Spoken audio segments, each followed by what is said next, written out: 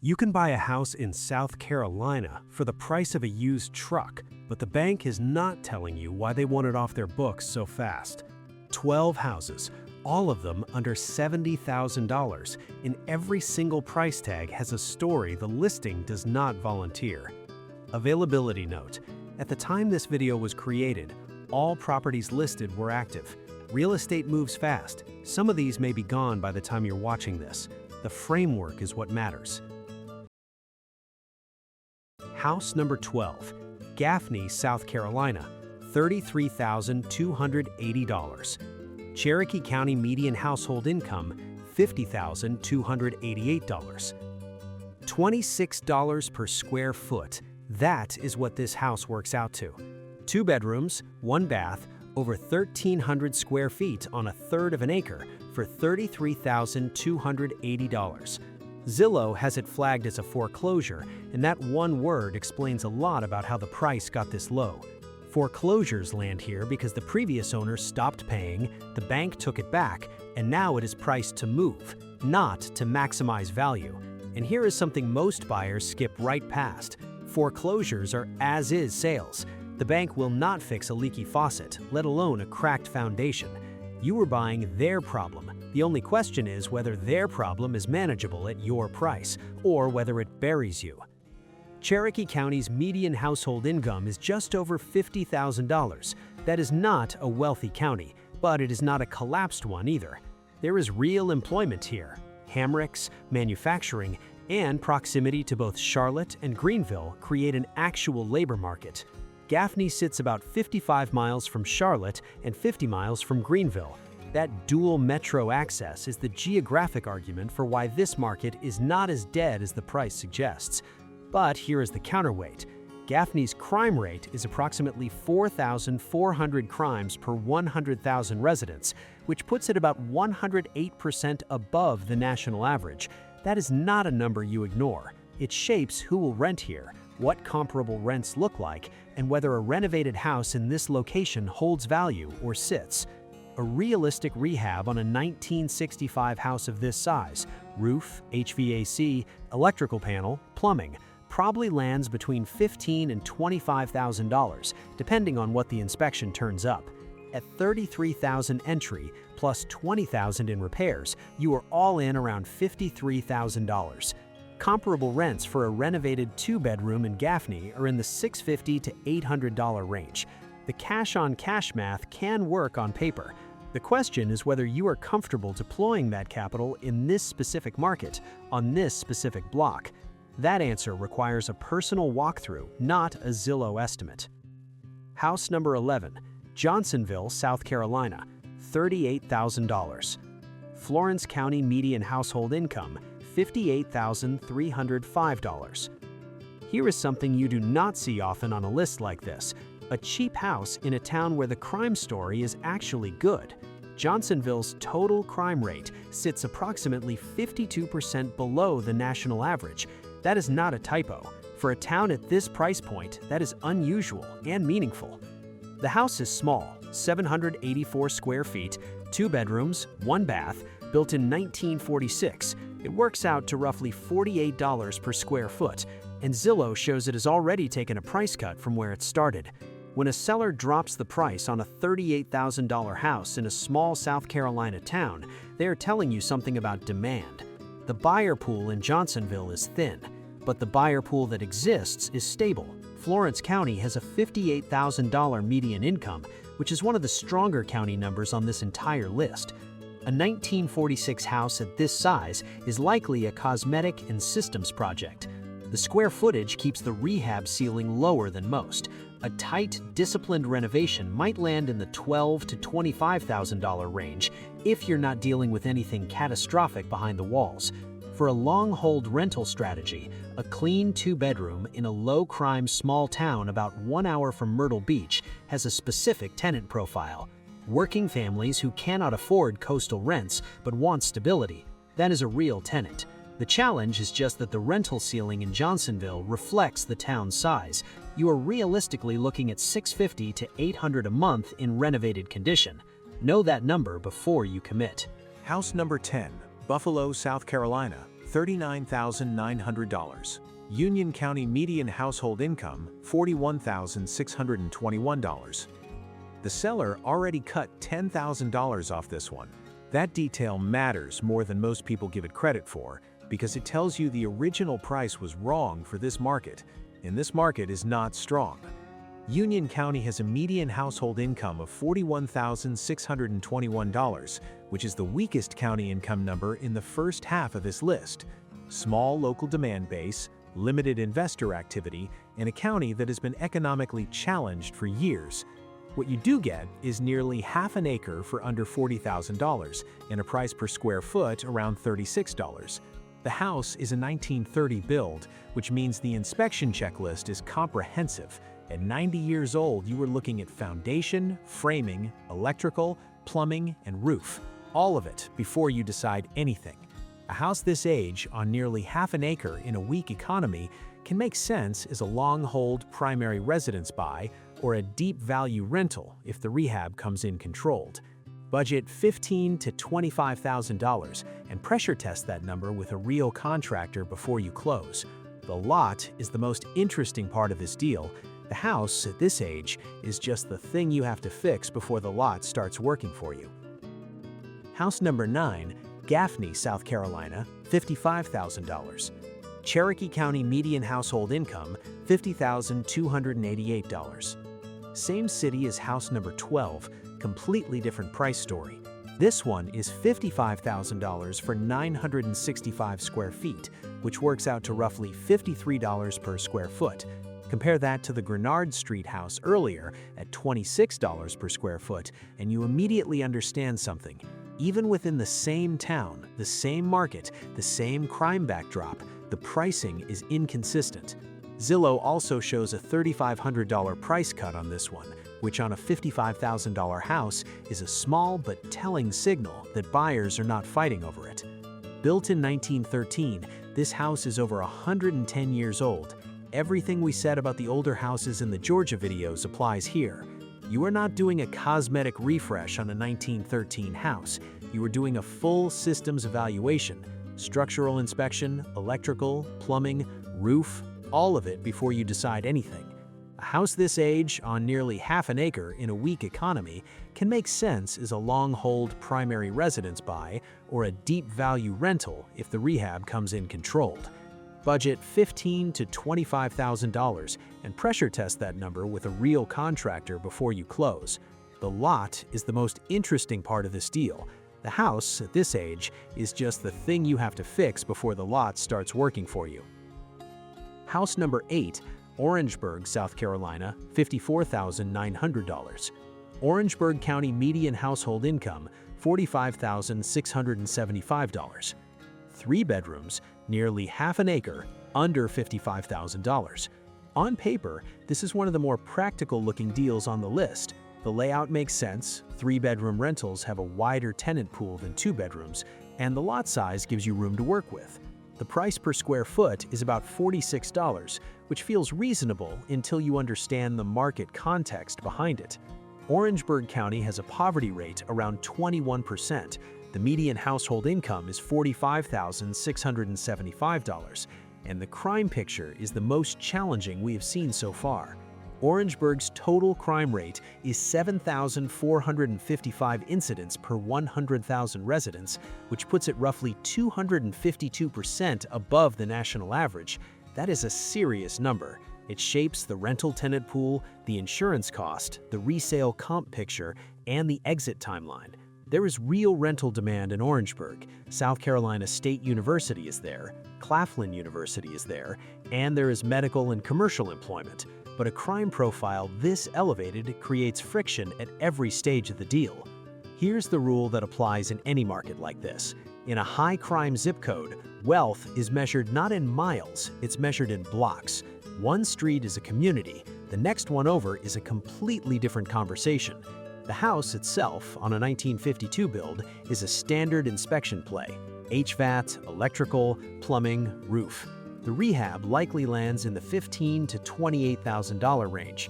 The real work is understanding whether the specific block on Central Street is inside or outside of the worst of the crime picture. Orangeburg is a city, And in a city at this price, the block you are on is the deal. House number 7, Lawrence, South Carolina, $59,900. Lawrence County median household income, $57,623. This house is telling you something with its price per square foot, roughly $67. That is higher per foot than several bigger houses earlier on this list, and it is for 900 square feet. This is not a hidden bargain. This is a small house in a market where even modest inventory is starting to reflect upward price pressure. And that is actually the story worth telling here. Lawrence County has a median household income of $57,623, one of the stronger county numbers we have seen, and Lawrence is part of the Greenville-Malden-Easley metro area. When a small 3-bedroom house in a metro-adjacent market is asking $60,000 and the condition is fixer-upper, it means the cheap era in these satellite markets is compressing. The crime picture in Lawrence is still elevated. Area Vibes puts it around 85% above the national average, but the economic fundamentals of the county are better than most of the towns at the front of this list. A thorough rehab on a house this size, tight and disciplined, might land in the $10,000 to $18,000 range. Renovated 3 bedrooms in the Lawrence market are renting in the $800 to $1,000 range. The math can work, just do not confuse the price tag with a bargain. At this square footage, you are paying for the location story more than the house itself. House number 6, Moore, South Carolina. Estimated $60,000 at auction. Spartanburg County median household income, $66,234.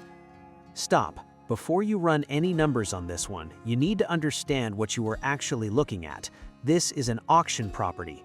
The $60,000 figure is an estimate, not a listing price, not a sale price, and not a guarantee of what you will actually pay when the gavel drops. Auction math operates differently than standard residential math, and if you have never bought at auction, the process alone can bury you before the rehab begins. Now here is the number that will make your eyes move. Zillow shows a Zestimate of $257,500 on this property, against a $60,000 auction estimate. That gap is not what it looks like. A Zestimate reflects the market value of the structure in standard condition based on comparable sales. It does not reflect the actual condition of a house going through foreclosure auction. What it does tell you is that in this specific Spartanburg County market, a house of this type in good condition could legitimately be worth that. Moore sits about 10 miles south of Spartanburg, and Spartanburg County has a $66,000 median household income, the strongest county on this list. This is not a depressed market. This is a house with a serious condition or title problem that landed an auction. Built in 1992, it's newer than almost everything else on this list. 3 bedrooms, 2 bathrooms, 1,424 square feet on nearly half an acre. If the condition issues are manageable and the auction price stays near the estimate, the upside is real. If they are not, or if bidding pushes the price up, the math falls apart fast. This one requires an attorney, a contractor walkthrough before the auction date if possible, and a hard walkaway number before you ever register to bid. House number 5, Mullins, South Carolina, $69,000. Marion County median household income, $36,301. This house looks better than most of what we have seen today. The build year alone, 1996, puts it in a completely different conversation from the 1900s construction earlier on this list. No knob and tube wiring, no cast iron pipes, a roof and HVAC that are from a modern era. That alone changes the risk profile of the inspection conversation. But Marion County's median household income is $37,301, one of the weakest county numbers we have seen. And Marion is part of the PD region, about 1 hour from the Grand Strand. That proximity creates a regional economy that gives Mullins more underlying demand than a town this size would otherwise have. A 3-bedroom, 2-bath house with a modern build year that is in genuinely good condition is a rare find under $70,000 anywhere. If the condition holds on inspection and the specific block on Leo Court is clean, This is a rental play where the tenant profile is families priced out of the beach market who work in the regional economy. The ceiling on rent in this market is probably $800 to $1,000 in renovated condition. Do the math at that number, not at which you wish the rent could be. House number 4, Holly Hill, South Carolina, $65,000. Orangeburg County median household income, $45,675.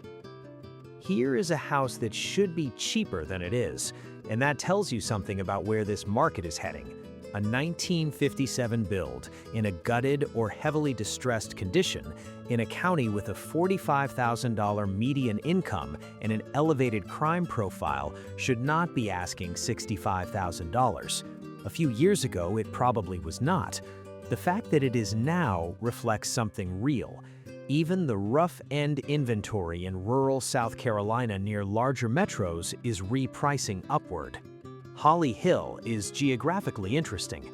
The town's proximity to Orangeburg and the broader corridor connecting it toward Charleston and Columbia gives it more demand than its population would suggest. Lake Marion is nearby, the interstate access is there. That regional positioning is doing work in this price.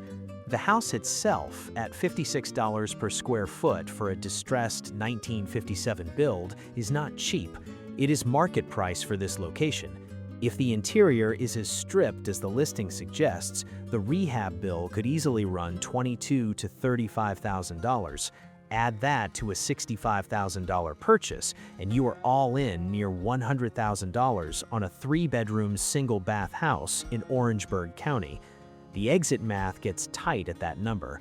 Know your comparable sold data in this specific corridor before you commit, because the location story alone does not guarantee the return. House number 3, Bennettsville, South Carolina, $69,900.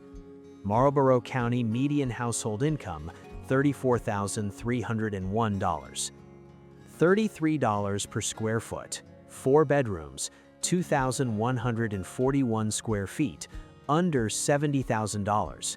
That combination is the kind of number that makes people stop scrolling, and it should, because houses do not sit at $33 per square foot in 1970 construction for 220 plus days on Zillow without a reason. That day count is the tell. This house has been on the market for roughly 7 to 8 months, and buyers are still walking. In a market this cheap, with buyers hunting for any deal they can find, sustained non-movement means the people who have looked at it in person have seen something they could not get past. It might be condition, it might be the specific street. Marlborough County has a median household income of $34,301, the lowest county income on this list, with poverty rates that reflect a deeply stressed local economy. Bennettsville is about 10 miles from the North Carolina border and roughly 89 miles by road from Charlotte, which gives it a geographic argument, but the local economic base has not benefited from that proximity the way closer suburbs have. The crime picture in Bennettsville is serious. The size of this house is genuinely compelling, but the length of time it has sat in this market at this price is the most important data point in the listing. Find out what the people who walked away already know. House number 2, Pacolet, South Carolina, $69,900. Spartanburg County median household income, $66,234. Here is the contrast house, and this late in a list full of crime stories and distressed county economics, this one lands differently. Pacolet's crime rate is approximately 22% below the national average and 31% below the South Carolina state average. In a video where most of the towns we have visited are significantly above average, that number is not just a data point, it's a differentiator. Add to that Spartanburg County's $66,000 median household income, the strongest county number on this entire list, and you start to understand why this house, despite being a 1915 build with a 110-year-old structural conversation ahead of it, is worth looking at seriously. Pacolet is 10 miles from Spartanburg and 40 miles from Greenville. That corridor is one of the more economically active stretches of upstate South Carolina. The house is $50 per square foot, which is not a screaming bargain, but reflects the age and condition reality, and it has been sitting around 220 days on Zillow, which tells you buyers are still factoring in the 1915 bones. The inspection on a house this old is comprehensive by definition. Foundation, framing, electrical, plumbing, roof, all of it gets looked at. Budget $20,000 to $35,000 for a thorough renovation, but the exit story here is different from most of the houses on this list. In a county with a $66,000 median income, a renovated 3-bedroom in a low-crime town adjacent to Spartanburg has a legitimate rental and resale path that the weaker county market simply cannot offer. House number 1, Lake City, South Carolina, $60,000. Florence County median household income, $58,305. This is the one that earns its spot at number 1, not because it is perfect, but because every layer of this deal has a story inside it. Start with the lot. Zillow explicitly notes that the sale at 141 Beauregard includes the adjacent lot at 143 Beauregard.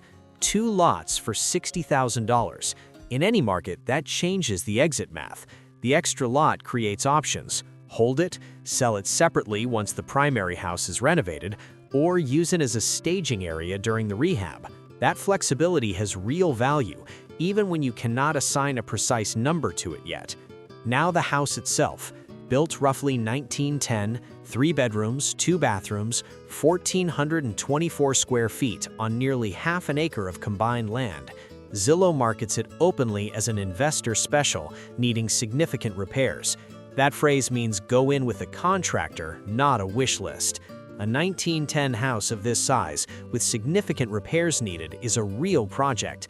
Budget $30,000 to $50,000 for a thorough renovation until the inspection tells you otherwise. And the inspection is not optional here. It is the entire decision. Florence County is one of the stronger county contexts on this list, with a $58,000 median income.